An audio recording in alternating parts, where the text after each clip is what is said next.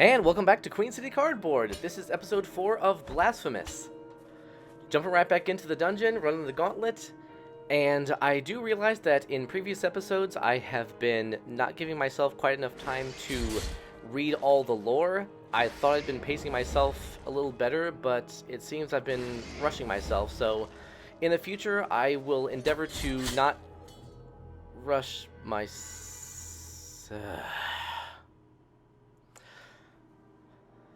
Okay, bad timing. Bridge of the Three Calvaries. Alright.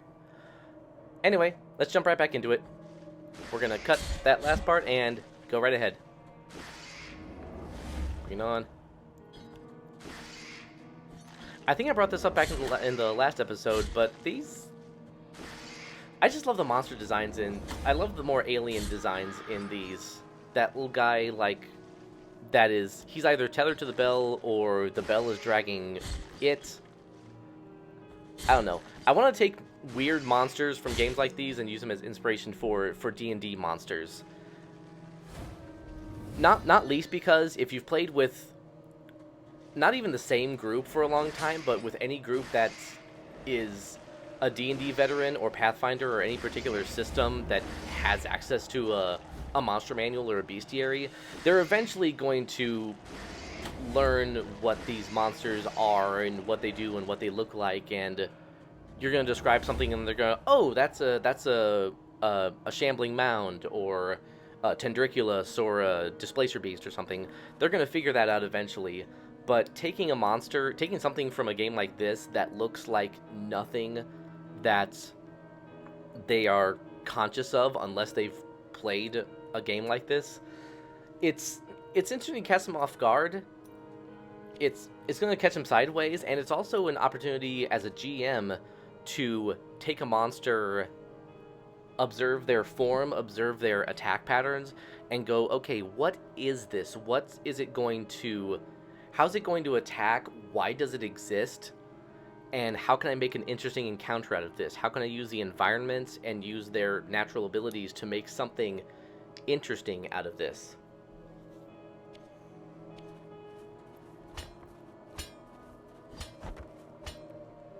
And being in the middle of a couple of Pathfinder games right now, a first edition and a second edition game, and intermittently running a 5th edition D&D game myself, these are good lessons to learn. It's good experience to have, to just observe a protagonist in different environments. Okay, like here, we've gone inside a cavern, internal to a mountain, scaling a mountain cliff,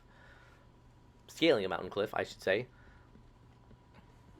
and seeing what it looks like in here. It appears to be a pretty generic cave system, but nevertheless, the radical transition from one to another. What I am offering you here is as lustrous as the first star of the night.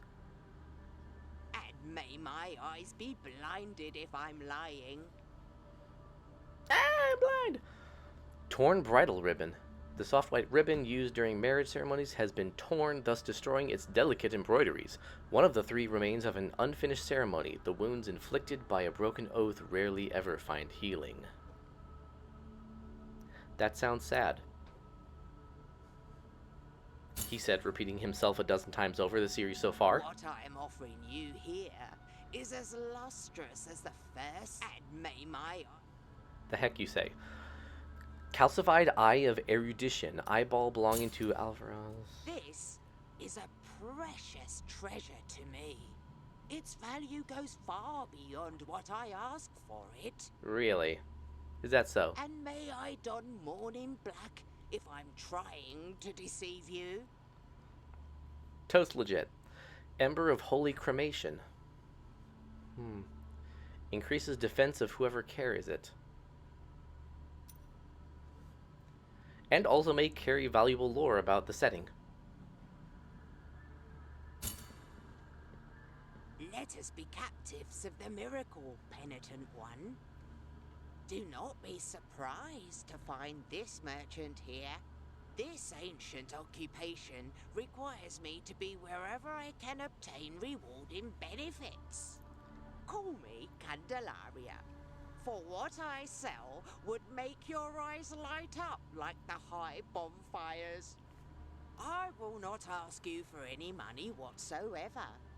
Those forbidden tears you shed would be more than enough for me. Go ahead, cast your darkened eyes over these valuable treasures. An interesting turn of phrase, considering that, as far as I can tell, money has no value in this setting. We haven't even observed anything with an implicit economic value other than these tears of atonement.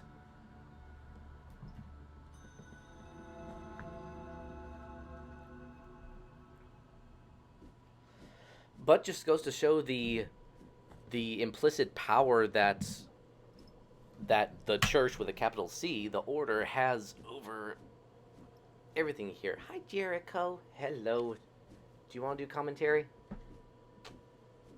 Do you want to watch what's going on? Yeah. What's that? What's that? Oh, look at that. Oh, we're going down. Going back to town. Yes. Oh, I wish you could see this. Jericho's so cute. He's such a good boy. Yeah! Get that cherub.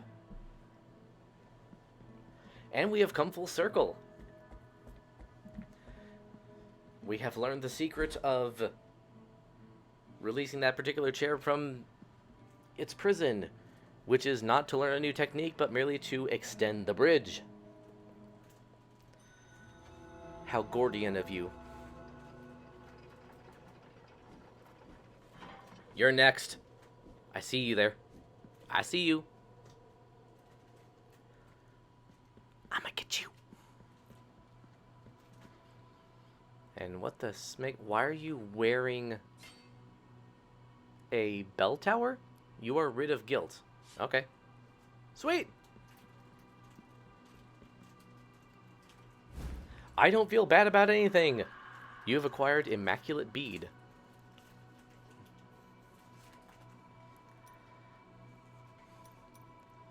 Simple bead devoid of purpose. Its pristine surface has never been soiled by fervent fingers. I have something for you, and for you alone, revealed the gypsy to a monk who had just stopped his donkey as she uncovered a white stone possessing a strange beauty. It comes from the darkness of the ocean floor. Contemplate its purity, look at its immaculate white, its virgin brilliance. What could be purer than this for your rosary, brother? Seems legit. I mean, it depends on the price.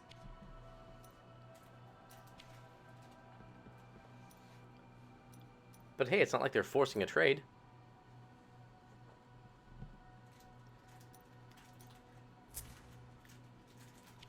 Meanwhile, this wackadoo is...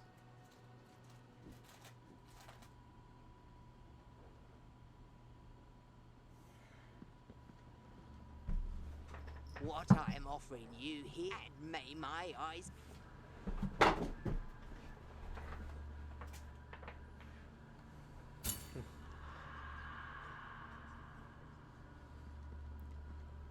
Well, there'll be more opportunities to... Eyeball... Oh. More lore. Sweet. His body was immobilized, and amid cries of repentance, his skin began to turn whiter and whiter until it finally became limestone.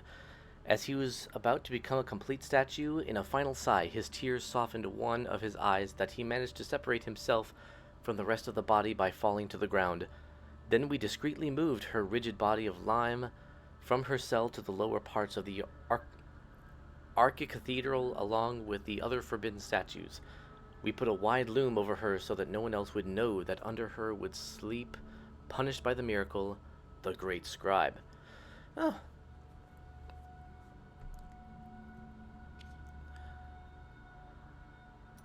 And more tragedy to pile on to the mountain of whatever sins we are combating, whatever miracle we are championing. with still no clear idea as to whether or not those are the same or different. But hopefully we'll learn eventually. And as always, thank you for watching, and play to learn, play to live. Goodbye.